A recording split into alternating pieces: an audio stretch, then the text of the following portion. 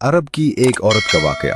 अरब में एक औरत थी जिसका नाम उम्मे जाफर था। वो इंतहाई सखी और फयाज थी। लोगों में यूं तकसीम करती थी कि दाएं हाथ को बाएं हाथ का इल्म ना होता। कुछ दिनों से वो एक खास रास्ते से गुजरने लगी। इस रास्ते पर दो अंधे बैठे होते थे। ये दोनों सदाएं लगाते।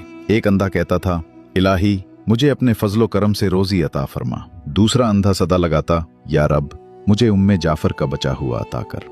उम्मे जाफर दोनों की सदाएं सुनती थी और दोनों को कुछ न कुछ अता करती थी। जो अंधा अल्लाह के फजल का तलबगार होता उसे वो 2 दिरहम दिया करती, जबकि जो अंधा उम्मे जाफर के फजल का तालिब होता उसे वो एक भुनी हुई मुर्गी अता करती।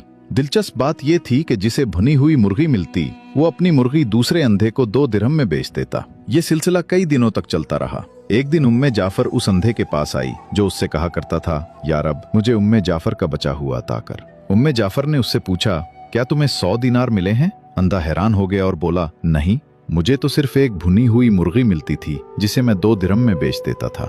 उम्मे जाफर ने कहा, जो अंधा अल्लाह के फजल का सवाल करता था मैं उसे 2 दिरहम देती थी, लेकिन तुम्हें जो मुर्गी देती थी उसके अंदर 10 दीनार डाल दिया करती थी। ये सुनकर अंधे ने अपना सर पीट लिया और चीखने लगा, हाय मेरी कमबख्ती, काश मैं ऐसा ना करता, मैं तो मारा गया।